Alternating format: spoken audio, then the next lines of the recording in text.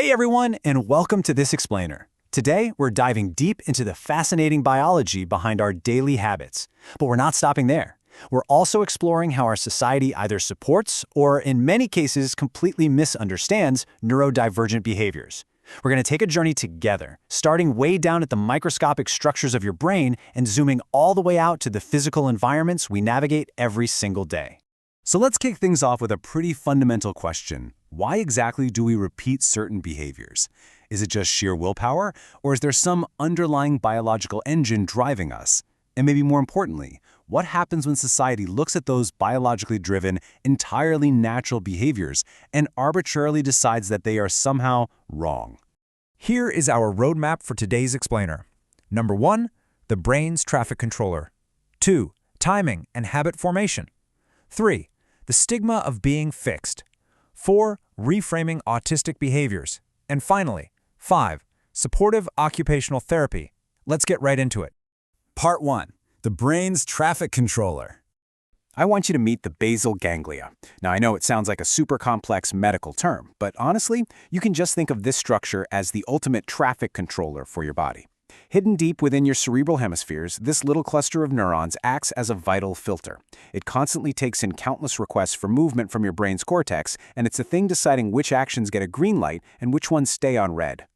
And the way it pulls off this traffic control is by relying on a really delicate biological balance across two main circuits.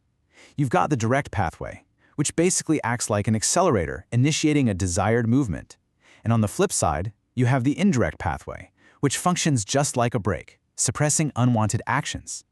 When these two pathways are working together in perfect harmony, that's when we get smooth, controlled motion. And crucially, it's what gives us the ability to form reliable daily routines. Moving on to part 2, timing and habit formation. So we know our brain regulates our habits, right? But get this, the actual time of day you try to build a habit matters immensely. Researchers ran a 90-day study tracking 48 students who were trying to build a brand new health habit, specifically a daily stretch. Half of them were assigned to stretch in the morning, when the body's natural cortisol levels are at their absolute peak. The other half, they stretched right before bed, when cortisol is rock bottom. The contrast in the data here is absolutely wild. When researchers modeled how long it would take for the stretch to become a fully automatic habit, the morning group, the ones operating with high cortisol, hit automaticity in roughly 106 days. But the evening group, they dragged all the way out to 154 days. That means high morning cortisol literally accelerates your brain's procedural learning. Just by shifting this one routine to the morning, those participants saved 48 days of effort. 48 days! That's a month and a half. I think this perfectly illustrates that we aren't just operating on pure willpower here. Our hormones and our neuroanatomy heavily dictate our behavioral success. Which brings us to part 3, the stigma of being fixed. But we have to ask, what happens when the natural behaviors our biology regulates are suddenly deemed socially unacceptable? There's this really vital study published in the Journal of Autism and Developmental Disorders that dives into the actual lived experiences of autistic adults. Specifically, it looks back at the rigorous therapies they were put through as children, therapies designed to actively suppress their natural, repetitive behaviors, which is commonly known as stimming. The adults in this study recalled facing this immense, overwhelming pressure to assimilate. Totally harmless behaviors like tapping objects, flapping hands, or pacing were targeted by educators and treated as problem behaviors. The ultimate goal of these childhood interventions wasn't actually the comfort of the autistic child. It was just to force a neurotypical appearance, essentially prioritizing societal assimilation over what their neurology actually needed. And the emotional toll of those interventions? It's profound. Just listen to this quote from one of the study participants, Tobias. He said, "After the treatment, I just felt down and wanting to do nothing at all and lost. They took the energy away from me. They also took away the life of me."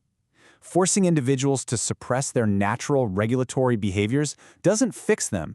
It leads to deep exhaustion and a devastating loss of personal identity. All right, part 4, reframing autistic behaviors. So, if fixing these behaviors causes so much distress, how should we be viewing them? Well, let's look at how autistic adults interpret their own actions. Another participant, Jonathan, explained that he uses stimming to keep a rhythm. Without it, he loses focus entirely and his thoughts become scrambled. Stimming is not an error in the basal ganglia's filtering system. It's a highly effective, absolutely essential coping mechanism for navigating what is often an overwhelming world. One participant phrased this so wonderfully. They said an autistic brain isn't a broken brain. It's simply structured differently. Think of it like a radio signal. The neurotypical world operates on an FM frequency, while the autistic brain is perfectly broadcasting on AM radio. Neither one is inherently wrong or broken. They are just tuned to entirely different wavelengths of experiencing the world. The real game changer here lies in autistic self-acceptance. By transforming the socially imposed shame of stimming into a recognized, healthy emotional regulation strategy, individuals can truly thrive. It allows people to step completely out of the stigma of needing to be fixed, and instead embrace their neurological authenticity in a world that, let's face it, is often pretty hostile to difference. And that leads us to our final section, Part 5, Supportive Occupational Therapy. So, if our goal isn't to force assimilation anymore, how do mental health professionals actually help? Enter occupational therapy, or OT. Rather than trying to suppress harmless behaviors, OTs focus on patient-centered plans. They support mental health by helping patients build truly meaningful daily routines, develop mindfulness strategies, and engage in joyful activities. The whole focus is on empowering the individual without ever stripping away their unique, natural coping mechanisms. What makes occupational therapy so incredibly effective is how seamlessly it adapts to meet patients exactly where they are. In clinical hospital settings, they help stabilize symptoms. Out in the community, they support vocational training and reintegration. And in schools, they teach sensory integration, helping neurodivergent students succeed academically without forcing them to mask who they truly are. And you know, it's really important to note that this holistic approach isn't strictly for neurodivergence. If someone is recovering from a life-altering physical injury or trying to manage chronic pain, the emotional toll is massive. OT steps in to help these individuals reframe their mental outlook and adapt to physical limitations. It really proves that mental and physical health are inextricably linked. As we wrap up this explainer, I want to leave you with something to chew on. When we look at human behavior, whether it's how our basal ganglia filters our movement, how our morning hormones dictate our habits, or how we naturally cope with sensory overload, we have to stop and ask ourselves, are we trying to fix certain behaviors because they are actually harmful, or are we just trying to fix them because they're different? Understanding the true mechanics of our minds is the very first step toward building a world that accommodates rather than alienates. Thanks so much for watching.